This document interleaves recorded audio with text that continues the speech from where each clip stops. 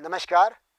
NCERT class 12th chemistry chapter 16 chemistry in everyday life, दैनिक जीवन में रसायन, इसकी हम 2 क्लास पढ़ चुके हैं। हमने पहली वाली क्लास में हमने ये सीखा था कि हमारे दैनिक जीवन में केमिस्ट्री और उसके कंपाउंड्स की कितने अधिक एप्लीकेशंस हैं, बहुत अधिक अनुप्रयोग है। सुबह से लेकर रात तक जो कुछ भी हम काम में लेते हैं वो कहीं ना कहीं हमारे केमिस्ट्री और उसके कंपाउंड्स होते हैं। इसके बाद हमने क्लासिफिकेशन सीखा था कि मेडिसिन का या ड्रग्स का क्लासिफिकेशन किस प्रकार से किया जाता है, उन आधारों को हमने सीखा था। फिर हमने सीखा था कि एंजाइम्स कैसे कार्य करते हैं। हमने सीखा था एगोनिस्ट और एंटागोनिस्ट ड्रग्स क्या होती हैं, उनको हमने विस्तार से जाना था। फिर हमने इसके बाद बात की थी रिसेप्टर्स की। इसके बाद हमने क्लासिफिकेशन पर आए थे दोबारा से, जिसमें हमने सबसे पहले एंटासिड की बात की थी कि एंटासिड कैसे होते हैं, किस प्रकार से कार्य करते हैं, और हमने हिस्टामिन्स की बात की थी। ये हमने पहली वाली क्लास में देखा था। सेकंड क्लास में जो हमने बात की वो तंत्र की औषधियों के बारे में बात की। हमने नार्कोटिक्स और नॉन नार्कोटिक्स ड्रग्स की बात की थी। इसके बाद हमने एंटीबायोटिक्स की बात की थी। एंटीबायोटिक्स में हमने ये देखा था कि 2 प्रकार की एंटीबायोटिक्स होती हैं, एक तो ब्रॉड स्पेक्ट्रम और एक कहलाती है नैरो स्पेक्ट्रम एंटीबायोटिक। इसकी हमने डिटेल में बात की थी। और फिर हमने एंटीसेप्टिक्स और डिसइंफेक्टेंट, इसकी हमने पिछली क्लास में बात कर ली थी। इस क्लास में जो हम बात करेंगे वो हम एंटी फर्टिलिटी ड्रग्स के बारे में बात करेंगे। इसके अलावा हम बात करेंगे कि फूड केमिकल्स की बात करेंगे या भोज्य पदार्थों में रसायन की बात करेंगे, और हम बात करेंगे साबुन और डिटर्जेंट्स के बारे में। तो सबसे पहले बात करते हैं एंटी फर्टिलिटी ड्रग्स के बारे में। समझने की कोशिश करें, पिछली क्लास में हमने क्या कहा था। हमने ये सीखा था कि जब से एंटीबायोटिक्स ड्रग्स, या तो एंटीबायोटिक्स या एंटी फंगल या एंटीवायरल, इस प्रकार की ड्रग्स जब से बनने लगी, तो जो वायरल इन्फेक्शन या फंगल इन्फेक्शन या बैक्टीरियल इन्फेक्शन हमारे शरीर में होता था और जो अंत में मृत्यु का कारक बनता था, वो काफ़ी हद तक कम हो गया। उससे हमारी एवरेज लाइफ काफ़ी बढ़ गई। जो हमारी एवरेज लाइफ है वो काफ़ी अधिक बढ़ गई। जीवन हमारा काफ़ी सुदृढ़ हो गया। क्यों? क्योंकि विभिन्न प्रकार की इन बीमारियों के खिलाफ हमारे पास दवाइयाँ तैयार हो गई। लेकिन इससे एक और समस्या आई कि इससे जो जनसंख्या थी वो काफ़ी अधिक बढ़ने लगी। अब इस जनसंख्या पर जो बढ़ गई उसको भी कंट्रोल करना जरूरी था। इस जनसंख्या को, इस पॉपुलेशन को कंट्रोल करने के लिए एंटी फर्टिलिटी ड्रग्स बनाई गई। आप बात समझने कहने की, ये इस प्रकार जब जनसंख्या बहुत अधिक हो गई, पॉपुलेशन वर्ल्ड की बहुत ज़्यादा बढ़ गई, उस समय आवश्यकता हुई एंटी फर्टिलिटी ड्रग्स बनाने की। तो इस क्लास में सबसे पहले हम एंटी फर्टिलिटी ड्रग्स के बारे में ही पढ़ेंगे, और उसके बाद फिर हम भोज्य पदार्थों में रसायन और साबुन और डिटर्जेंट की बात करेंगे। प्रतिजनन क्षमता औषध, एंटी फर्टिलिटी ड्रग्स। प्रतिजनन क्षमता औषध परिवार नियोजन में महत्वपूर्ण भूमिका अदा करती हैं। जनन नियंत्रण गोलियों में आवश्यक रूप से संश्लिष्ट एस्ट्रोजन तथा प्रोजेस्टेरॉन व्युत्पन्नों का मिश्रण होता है। दोनों ही यौगिक हार्मोन्स होते हैं। एस्ट्रोजन और प्रोजेस्टेरॉन दोनों ही हार्मोन्स हैं। इनकी सिंथेसिस रूप में बनाए गए कुछ डेरिवेटिव्स जो कैसा काम करते हैं, वो जनन नियंत्रण गोलियों के रूप में काम में आते हैं या एंटी फर्टिलिटी मेडिसिन बनाने में काम में लेते हैं। प्रोजेस्टेरॉन अंडोत्सर्ग को या एवोल्यूशन को रोकता है। संश्लित या सिंथेटिक प्रोजेस्टेरॉन व्युत्पन्न प्राकृतिक प्रोजेस्टेरॉन से अधिक प्रभावशाली होते हैं। जो सिंथेटिक प्रोजेस्टेरॉन बनाए जाते हैं और जो हमारे शरीर में नेचुरल प्रोजेस्टेरॉन है उनसे अधिक प्रभावशाली है। नॉरएथिंड्रोन सिंथेटिक प्रोजेस्टेरॉन का एक उदाहरण है। नॉरएथिंड्रोन संश्लेषित या संश्लिष्ट प्रोजेस्टेरॉन का उदाहरण है। इथाइनिल एस्ट्राडायोल एक एजेस्ट्रॉन का व्युत्पन्न है जो प्रोजेस्टेरॉन व्युत्पन्न के साथ जनन नियंत्रण गोलियों में प्रयुक्त होता है। जो पहला आपको दिखाई दे रहा है स्ट्रक्चर वो नॉरएथिंड्रोन का है, और ये सेकंड वाला है वो है इथाइनिल एस्ट्राडायोल का। भोजन में रसायन, जैसे कि हमने पहले बात की कि खाद्य पदार्थों में बहुत सारे प्रकार के रसायन मिलाए जाते हैं। क्यों मिलाए जाते हैं? उसका कारण एक तो उनका परिरक्षण बढ़ाना, यानी कि उनकी जो शेल्फ लाइफ है उसको बढ़ाना, यानी कि उसको प्रिजर्व करना, वो अधिक समय तक स्थायी बना रहे, उसके लिए कुछ केमिकल मिलाए जाते हैं। तो उनका क्या होगा, परिरक्षण बढ़ाने में काम में लेते हैं।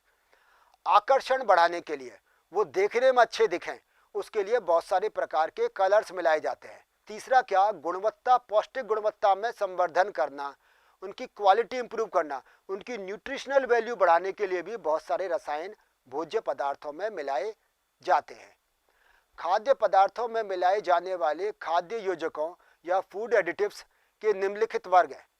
या तो ये क्या होते हैं, ये फूड डाइज होते हैं, ये खाद्य रंजक है, ये सुरुचिकर है जिससे कि भोजन में टेस्ट बढ़ता है, मधुरक या स्वीटनर है, परिरक्षक प्रिजर्वेटिव्स है, वसा इमल्सी कारक अथवा स्टाई कारक है, ये स्टेबलाइजेशन एजेंट के रूप में भी काम में लेते हैं, ये आइसक्रीम वगैरह में काम में लेते हैं इनको, आटा सुधारक और एंटीऑक्सीडेंट्स, और साथ में न्यूट्रिशनल वैल्यू बढ़ाने के लिए मिनरल्स, विटामिन्स और अमीनो अम्ल काम में लेते हैं। कृत्रिम मधुरक, प्राकृत मधुरक जैसे सुक्रोज ग्रहण की गई कैलोरी को बढ़ाते हैं।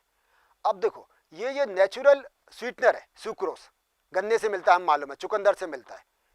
तो गन्ने या चुकंदर से जो सुक्रोज मिल रहा है, जिसको हम शक्कर भी बोलते हैं, ये क्या करते हैं, हमारे शरीर में कैलोरी बढ़ाते हैं।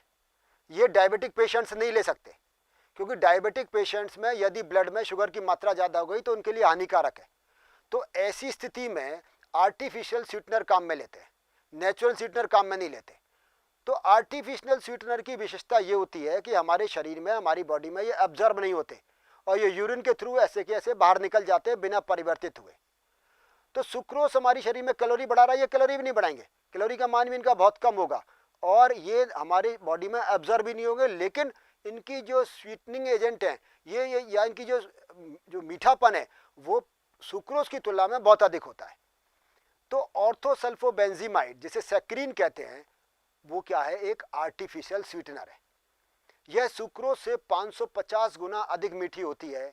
यह शरीर में अपरिवर्तित रूप से मूत्र के साथ उत्सर्जित हो जाती है। यह सेवन के पश्चात पूर्णतः अक्रिय और हानिकारक प्रतीत होती है। इसका प्रयोग मधुमेह के रोगियों यानी कि डायबिटिक पेशेंट तथा उन व्यक्तियों के लिए किया जाता है जिन्हें कैलोरी अंतर्ग्रहण नियंत्रण आवश्यक होता है। अब ये फॉर्मूला को ध्यान से देख लें। एस्पार्टेम, एस्पार्टेम भी एक प्रकार का आर्टिफिशियल स्वीटनर है। ये दो चीज़ों से मिलकर बना हुआ है या दो पदार्थों से मिलकर बना हुआ है। एक तो फिनाइल एलेनिन कहलाता है, एक कहलाता है एस्पार्टिक एसिड। एस्पार्टिक एसिड और फिनाइल एलेनिन, इनसे मिलकर बनता है एस्पार्टेम, और यह एस्पार्टेम एक आर्टिफिशियल स्वीटनर है और ये सुक्रोज की तुलना में 100 टाइम्स ज़्यादा स्वीट होता है। सैकरीन, जिसकी हमने पहले बात की, अधिकतर ये कन्फेक्शनरी वाले काम में लेते हैं सैकरीन को, ऑर्थोसल्फोबेंजीमाइड। ये सैकरीन सुक्रोज की तुलना में 550 गुना अधिक मीठी होती है। सुक्रालोस, स्ट्रक्चर आपको दिखाई दे रहा है, ये सुक्रालोस 600 गुना अधिक मीठी है। और यदि हम एलिटेम की बात करें तो ये सुक्रोज की तुलना में 2000 गुना अधिक मीठा होता है। तो इनकी जो स्वीटनिंग वैल्यू है वो तो बहुत अधिक है, शरीर में ये काम में आते नहीं है। मतलब ये क्या है, केवल टेस्ट बढ़ाने के लिए, इनका एब्जॉर्प्शन नहीं होता, लेकिन इनको भी सीमित मात्रा में काम में लेना है। क्यों? क्योंकि ये कैंसरस का कारण बनते हैं। एस्पार्टेम सबसे अधिक सफल और व्यापक रूप से उपयोग में आने वाला कृत्रिम मधुरक है। यह सुक्रोज की तुलना में 100 गुना अधिक मीठा होता है। यह एस्पार्टिक एसिड और फेनिल एलेनिन से बनकर डाइपेप्टाइड का मिथाइल एस्टर बनता है। इसका उपयोग ठंडे खाद्य पदार्थों और ठंडे पेय पदार्थों में, कोल्ड ड्रिंक्स वगैरह में किया जाता है। अधिक तापमान पर यह अस्थायी हो जाता है। एलिटेम सबसे प्रबल मधुरक है। यद्यपि यह एस्पार्टेम से अधिक स्थायी होता है, परंतु इसका प्रयोग करते समय मिठास को नियंत्रित करना कठिन होता है। सुक्रालोस की बात की, यह ट्राइक्लोरो व्युत्पन्न है। इसका रंग रूप स्वाद शर्करा जैसा यानी सुक्रोज जैसा होता है। यह अधिक तापमान पर स्थायी होता है। इसका कोई कैलोरी मान नहीं होता है। खाद्य परिरक्षक, ये दूसरे प्रकार के फूड प्रिजर्वेटिव्स भोजन की सेल्फ लाइफ को बढ़ाने के लिए हम काम में लेते हैं। खाद्य पदार्थों को सूक्ष्म जीवों की वृद्धि के कारण होने वाली खराबी से बचाने के लिए खाद्य परिरक्षक काम में लिए जाते हैं। खाने का नमक, शक्कर, वनस्पति तेल और सोडियम बेंजोएट, ये सब क्या है, फूड प्रिजर्वेटिव या खाद्य परिरक्षक है। सोडियम बेंजोएट का सीमित मात्रा में उपयोग किया जाता है। यह शरीर में उपापचयित हो जाता है। सार्बिक अम्ल, प्रोपेनोइक अम्ल के लवण भी परिरक्षक या प्रिजर्वेटिव के रूप में काम में आते हैं। तो ये हमने पढ़ा फूड प्रिजर्वेटिव के बारे में। अभी तक हमने दो प्रकार के उपयोग पढ़े। एक हमने पढ़ा कि हमारे शरीर के लिए मेडिसिन की जो रिक्वायरमेंट है वो किस प्रकार से केमिस्ट्री की देन है, उसके ही कंपाउंड काम में आते हैं। और दूसरा हमने बात की फूड एडिटिव्स की या फूड प्रिजर्वेटिव की या आर्टिफिशियल स्वीटनर की या भोज्य पदार्थों में मिलाए जाने वाले रसायन की। अब जो तीसरा भाग हमें पढ़ना है वो है हमारे पास में सिंथेटिक डिटर्जेंट्स के बारे में पढ़ना है और सोप के बारे में पढ़ना है। देखो, हमारे लिए सोप और डिटर्जेंट ये बहुत महत्वपूर्ण है। नहाने से लेकर किसी सतह को साफ करना, कपड़े साफ करना, इन सब में सोप और डिटर्जेंट दोनों की बहुत महत्वपूर्ण भूमिका है। सोप, आप ये जानते हैं सोप कैसे बनाते हैं? ये तेल से उसमें कास्टिक सोडा मिलाते हैं। या सोप बनाने की विधि आपने पढ़ी होगी, साबुन को कैसे बनाया जाता है। आप कोई भी खाद्य तेल ले लीजिए, उस तेल में सोडा मिला दीजिए और इसको गर्म करें और लगातार हिलाते रहें। जब गर्म करके लगातार हिलाते रहते हैं तो उससे क्या बन जाता है? साबुन बन जाता है। और साबुन हल्का होने के कारण से ऊपर आ जाता है और नीचे जो भाग बच जाता है वो स्पेंट लाई कहलाता है। समझें? तेल लें, कोई भी खाद्य तेल ले लिया। जो जनरली तेल क्या होते हैं? ये ट्राइग्लिसराइड्स होते हैं। तेल क्या है? ट्राइग्लिसराइड्स है, यानी कि ये एस्टर्स हैं, ग्लिसरॉल के एस्टर्स हैं। अब इनमें क्या करते हैं हम इसमें सोडा मिलाते हैं। सोडा मिलाने से क्या बन गया? साबुन। अब ये ट्राई एस्टर्स कौन कौन से हो सकते हैं? या तो ये ऑलिक एसिड से बने एस्टर हो सकते हैं, ऑलिक एस्टर्स हो सकते हैं, या ये स्टेरिक एस्टर्स हो सकते हैं, या फिर ये पामिटिक एस्टर्स हो सकते हैं। या ऑयल या फैट को जैसे ही हम रिएक्शन कराएंगे तो हमारे पास सोप मिल जाएगा। ये जो सोप हमें मिल गया, इसके बाद जो बच गया जो कुछ भी, वो स्पेंट लाई कहलाता है। तो सोप के अलावा सोप में तो हम क्या करते हैं? फिर सोडियम क्लोराइड डालते हैं, NaCl। तो NaCl डाल देने की वजह से इसको हम कहते हैं ये सॉल्ट ऐड कर देते हैं, एडिंग ऑफ सॉल्ट कहलाता है। और जब हम ये सॉल्ट ऐड कर देते हैं तो सोप प्रेसिपिटेट आउट हो जाता है, अवक्षेपित हो जाता है, और जो बच गया वो स्पेंट लाई है। और स्पेंट लाई में से हम ग्लिसरॉल को निकाल लेते हैं। यहाँ जो महत्वपूर्ण बात समझने की है वो ये कि जो सोप होना चाहिए उसमें कार्बन परमाणुओं की संख्या C8 से C18 के बीच होनी चाहिए, यानी कि 8 कार्बन से 18 कार्बन, इससे ज़्यादा का होना नहीं चाहिए। यदि 18 कार्बन से ज़्यादा वाला हम साबुन बनाएंगे तो वो इनसॉल्युबल होगा, वो घुलेगा ही नहीं पानी में। ठीक है, बात समझ में आ गई? और यदि 8 कार्बन से कम वाला बनाएंगे तो वो मिशेल फॉर्मेशन नहीं करेगा, क्योंकि सफाई करने के लिए, क्लिंजिंग एक्शन के लिए मिशेल फॉर्मेशन बहुत जरूरी है। जब तक मिशेल नहीं बनेगा तब तक वो सफाई क्रिया हो नहीं सकती। एग्जाम में क्वेश्चन आता है कि C8 से C18 तक के ही क्यों एस्टर्स, सोडियम के एस्टर्स काम में आते हैं साबुन की तरह से? क्योंकि C8 से कम वाला मिशेल फॉर्मेशन नहीं करेगा। जब मिशेल फॉर्मेशन नहीं होगा तो वो साबुन की तरह से सफाई क्रिया नहीं करेगा। और C18 से ज़्यादा वाला इनसॉल्युबल रहेगा। इसीलिए साबुन जो होते हैं C8 से C18 होते हैं। तो तेल में सोडा मिला दीजिए, बन जाएगा साबुन। जो बच गया स्पेंट लाई, उससे हम ग्लिसरॉल का प्रोडक्शन कर लेंगे। जब डिटर्जेंट की बात करते हैं, ये सिंथेटिक डिटर्जेंट्स की हम बात करते हैं, तो ये जो डिटर्जेंट्स हैं ये 3 प्रकार के होते हैं। एक होता है कैटायनिक, एक है एनायनिक, और एक होता है नॉन आयनिक। तो ये डिटर्जेंट्स हैं। डिटर्जेंट्स सोप नहीं है, ये आता है एग्जाम में। सोप नहीं है लेकिन सोप की तरह से काम करते हैं, इसीलिए इनको सोपलेस सोप भी कहते हैं। साबुन रहित साबुन, साबुन तो नहीं है लेकिन साबुन की तरह से ये काम करेंगे, तो इनको सोपलेस सोप भी कहते हैं। साबुन और डिटर्जेंट में मुख्य अंतर क्या, ये समझ लें यहाँ पर पहले, फिर आगे बात करेंगे। साबुन कठोर जल के साथ झाग नहीं देता है, डिटर्जेंट चाहे कठोर जल हो चाहे मृदु जल हो, दोनों के साथ झाग देता है। तो इसीलिए आजकल डिटर्जेंट ज़्यादा काम में लेने लग गए हैं। क्यों? क्योंकि डिटर्जेंट हर प्रकार के जल में उपयोगी है। साबुन कठोर जल के साथ झाग नहीं देता, इस कारण से वो सफाई क्रिया नहीं कर पाता है।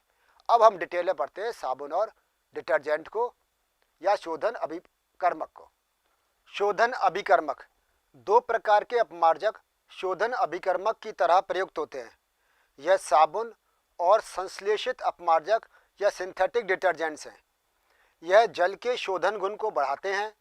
यह वसा के निष्कासन में सहायता करते हैं, जो कि कपड़ों और त्वचा के साथ दूसरे पदार्थों से चिपकी रहती है। साबुन बहुत पुराना अपमार्जक है। सफाई के लिए प्रयोग में आने वाला साबुन दीर्घ श्रृंखला वाले वसा अम्लों जैसे कि स्टेरिक, ओलिक अथवा पामिटिक अम्लों के सोडियम अथवा पोटेशियम लवण होते हैं। जैसे कि हमने पहले चर्चा की थी कि या तो ये स्टेरिक एसिड या ओलिक एसिड या फिर पामिटिक एसिड से मिलकर बने होते हैं। इनकी रिएक्शन जब हम सोडियम हाइड्रोक्साइड या पोटेशियम हाइड्रोक्साइड से कराते हैं तो उनके ये सॉल्ट बन जाते हैं। तो ये ट्राइग्लिसराइड्स हैं।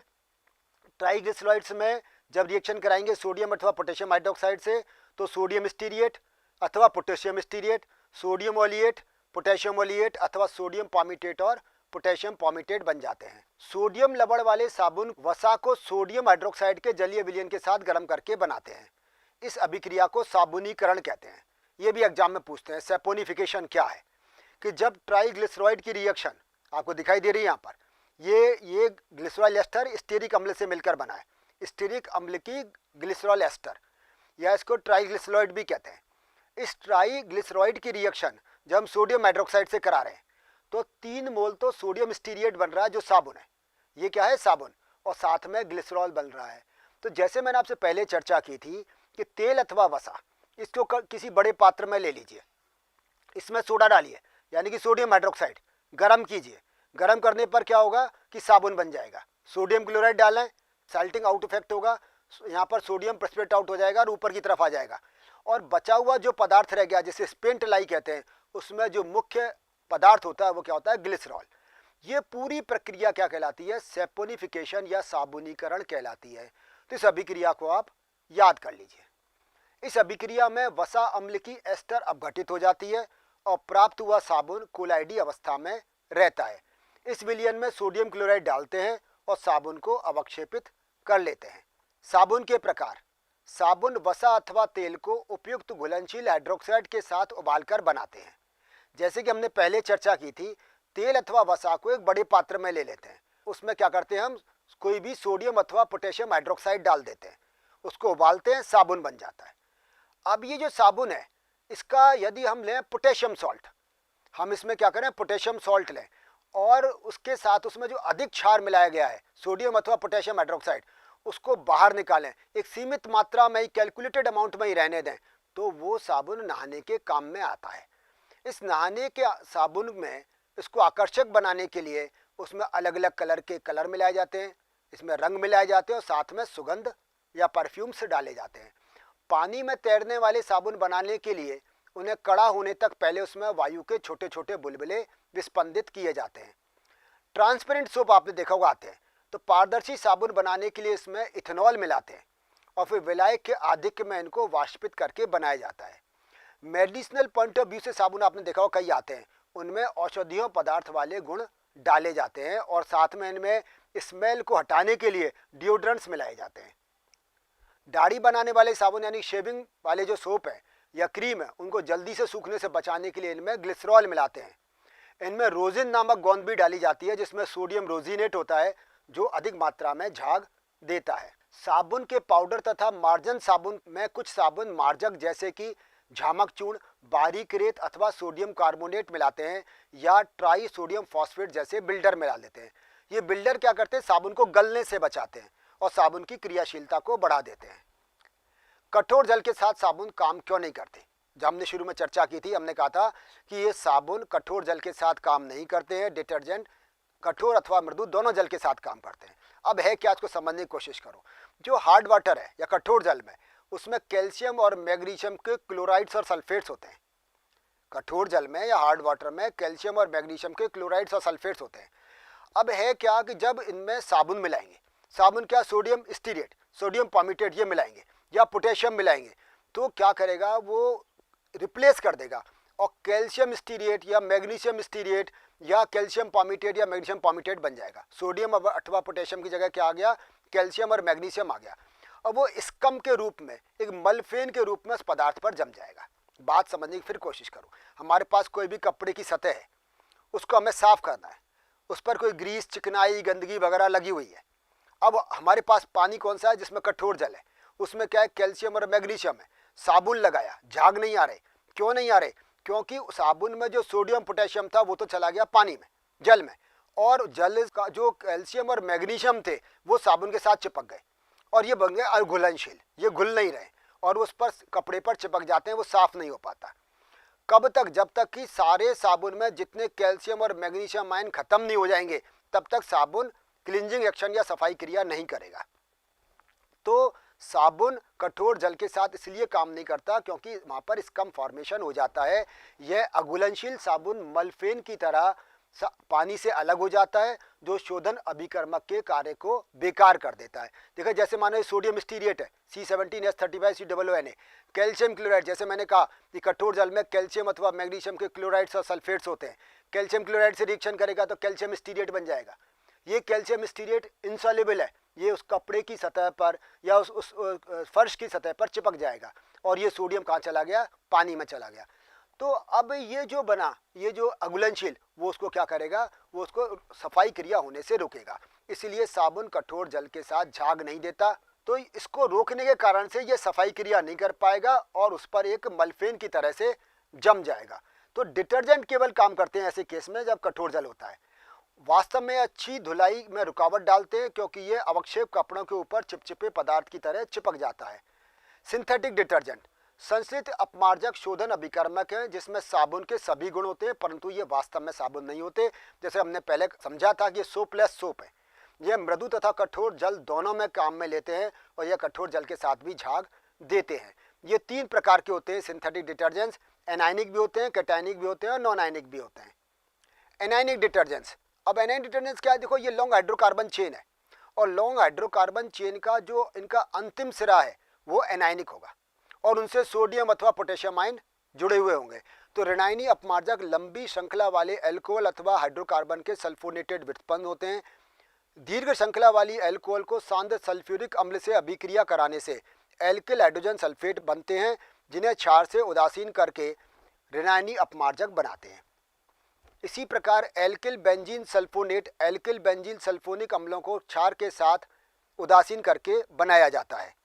ऋणायनी अपमार्जकों में अणु का ऋणायनी भाग शोधन क्रिया में भाग लेता है। एल्किल बेंजीन सल्फोनेट के सोडियम लवण ऋणायनी अपमार्जकों के महत्वपूर्ण वर्ग हैं। इनका उपयोग दंत मंजन में होता है। अब यहाँ समझे, देखो लोराइल अल्कोहल, इससे H2SO4 से रिएक्शन कराई, लोराइल हाइड्रोजन सल्फेट बना। अब इसकी जगह हाइड्रोजन जगह क्या आ गया, सोडियम, तो लोराइल सोडियम लोराइल सल्फेट बन गया। अब यहाँ समझे, देखो ध्यान से, ये कार्बन के 12 कार्बन एटम्स है, CH3 एक, 10 ये और एक ये 12, ये लंबी हाइड्रोकार्बन श्रृंखला हो गई। इसका अंतिम सिरा कैसा हो गया, ऋणायनिक हो गया, एनायनिक सिरा है। ये जो पूरा सिरा, ये जो पूरी बनी हाइड्रोकार्बन श्रृंखला और एनायनिक सिरा, ये कैसा काम करेगा, क्लिंजिंग एक्शन की तरह से काम करेगा। ये शोधन अभिक्रिया में भाग लेगा। ये क्या बनाएगा, ये मिसाइल फॉर्मेशन करेगा। इसका अंतिम सिरा क्या है, यहाँ पर ये सोडियम लगा हुआ है और सोडियम अथवा पोटेशियम कुछ भी हो सकता है इसमें। इसका जो कमर्शियल नेम है वो है ड्राफ्ट। दूसरा डोडाइसाइल बेंजीन, इससे इसकी H2SO4 से रिएक्शन कराओ, डोडाइसाइल बेंजीन सल्फोनिक एसिड NaOH के साथ रिएक्शन कराओ तो सोडियम डोडाइसाइल बेंजीन सल्फोनेट बन गया। अब ये जो सोडियम डोडाइसाइल बेंजीन सल्फोनेट बना, ये भी कैसा काम करेगा, एनायनिक डिटर्जेंट्स की तरह से काम करेगा क्योंकि ये लंबी हाइड्रोकार्बन श्रृंखला है। इसका अंतिम सिरा एनायनिक है और इस पर NH जुड़ा हुआ है। यहाँ जो बात समझने की है वो क्या, इसका जो कमर्शियल नेम है वो नेकानॉल है। यहाँ समझने की बात है, यदि ये जो लंबी हाइड्रोकार्बन श्रृंखला है, यदि ये ब्रांच्ड नहीं है, अशाखित है, तब तो ये जीवाणुओं के द्वारा नष्ट हो जाएगी। बात समझना ध्यान से। तो इसका मतलब क्या हुआ, इसका बायोडिग्रेडेशन हो सकता है। ऐसे डिटर्जेंट तो काम में लेने चाहिए। यदि यहाँ पर ये जो लंबी श्रृंखला है, इसमें क्या हो, साथ साथ ब्रांचिंग भी हो, शाखन भी हो, तो जीवाणुओं के द्वारा इसका अपघटन बहुत धीरे धीरे होता है। तो ऐसी स्थिति में ऐसे डिटर्जेंट्स को कम काम में लेना चाहिए। क्यों, क्योंकि ये डिटर्जेंट जब इनका डिकम्पोजिशन नहीं होगा बैक्टीरिया के द्वारा तो अल्टीमेटली कहाँ पहुँच जाएंगे, ये पानी में पहुँच जाते हैं और वहाँ पर ये वाटर पॉल्यूशन का या जल प्रदूषण का कारण बनते हैं। धनायनी अपमार्जक, अब आपको देखो बात समझ में आ गई होगी। जैसे वहाँ पर अंतिम सिरा क्या था, ऋणायनिक था, तो ये अंतिम सिरा क्या होना चाहिए, धनायनिक होना चाहिए। धनायनी अपमार्जक अमीनो के एसीटेट क्लोराइड अथवा ब्रोमाइड के बने क्वाटरनरी सॉल्ट होते हैं। इनमें धनायनी भाग में लंबी हाइड्रोकार्बन श्रृंखला होती है तथा नाइट्रोजन पर एक धनावेश होता है। इसी कारण से इन्हें कैटायनिक डिटर्जेंट या धनायनिक अपमार्जक कहते हैं। यहाँ आपको दिखाई दे रहा है सेटिल ट्राईमेथिल अमोनियम ब्रोमाइड, ये एक बड़ा मोस्ट पॉपुलर कैटायनिक डिटर्जेंट है। एयर कंडीशन में डाला जाता है और इसमें जीवाणु नाशक गुण होते हैं। आपको लंबी हाइड्रोकार्बन श्रृंखला यहाँ दिखाई दे रही है और ये नाइट्रोजन है, इस पर चार हो जाने के कारण से यहाँ पर क्या आ गया, पॉजिटिव चार्ज। ये एक्चुअली पॉजिटिव चार्ज कहाँ पर है, नाइट्रोजन पर है। तो सेटिल ट्राईमेथाइल अमोनियम ब्रोमाइड एक है कैटायनिक डिटर्जेंट है। अनायनिक डिटर्जेंट, इस पर ना तो कोई पॉजिटिव चार्ज है ना कोई नेगेटिव चार्ज है। इसकी जो संरचना है, इस पर कोई आयन नहीं होता। ये एक ऐसा अपमार्जक है जो स्टेरिक अम्ल पॉलीएथाइलिन ग्लाइकोल से मिलकर बना है। स्टेरिक एसिड, पॉलीथाइलिन ग्लाइकोल, इससे क्या बन गया हमारे पास में नॉन आयनिक डिटर्जेंट। बर्तन धोने में काम आने वाला अपमार्जक अनायनिक डिटर्जेंट होता है। इस प्रकार के अपमार्जकों की शोधन क्रिया विधि वही होती है जो साबुन की होती है, और यह भी तेल के साथ मिलकर मिशेल बनाते हैं जो बाहर निकल जाता है। सिंथेटिक डिटर्जेंट के उपयोग की सबसे बड़ी समस्या ये है कि यदि, जैसे पहले बात की, हाइड्रोकार्बन श्रृंखला यदि ब्रांच्ड है, शाखित है, तो जीवाणुओं के द्वारा इनका डिग्रेडेशन आसानी से नहीं होता है। तो ये क्या करते हैं, ये तालाबों में, नदी में पहुंच जाते हैं, जिससे जल प्रदूषण का कारण बनते हैं। इसीलिए आजकल जो डिटर्जेंट बनाने लगे हैं उनमें श्रृंखला को, शाखन को नियंत्रित किया जाता है, यानी कि उनमें ब्रांचिंग नहीं की जाती, और इस कारण से जो अनब्रांच्ड हाइड्रोकार्बन श्रृंखला होती है वो आसानी से निम्नीकृत हो जाती है, जिनका डिग्रेडेशन आसानी से हो जाता है, और इसको जल प्रदूषण से रोका जा सकता है। तो इस पूरे चैप्टर में हमने क्या सीखा? हमने पहली क्लास में सीखा था कि रसायन का दैनिक जीवन में कितना उपयोग है। हमने वहाँ पर ड्रग्स का, यानी कि मेडिसिन का क्लासिफिकेशन किया था, वर्गीकरण सीखा था। हमने ये देखा था कि एंजाइम के साथ किस प्रकार से क्रिया करते हैं। हमने एगोनिस्ट और एंटागोनिस्ट ड्रग्स के बारे में बात की थी। फिर हमने क्लासिफिकेशन किया, हमने एंटासिड के बारे में जाना, हमने एंटीहिस्टामिन्स के बारे में जाना। अगली क्लास में हमने एंटीबायोटिक की बात की, एंटीसेप्टिक्स की बात की, हमने डिसइंफेक्टेंट के बारे में जाना, हमने नार्कोटिक्स ड्रग्स के बारे में सीखा, हमने नॉन नार्कोटिक ड्रग्स के बारे में सीखा। तीसरी क्लास में जो आज की जो हमने क्लास पढ़ी उसमें हमने एंटी फर्टिलिटी ड्रग की सबसे पहले बात की। फिर हमने बात की फूड एडिटिव्स की, कि खाद्य पदार्थों में कौन कौन से ऐसे रसायन हैं जो मिलाए जाते हैं जो भोज्य पदार्थ की गुणवत्ता में वृद्धि करते हैं, किस लिए आवश्यक है। हमने आर्टिफिशियल स्वीटनर्स की बात की, हमने फूड प्रिजर्वेटिव्स की बात की, उसको भी हमने समझा। और सबसे अंत में हमने समझा क्लींजिंग एक्शन के बारे में, सोप और डिटर्जेंट्स के बारे में, कि सोप क्या होते हैं, सोप किस प्रकार से बनाए जाते हैं, और डिटर्जेंट्स क्या होते हैं।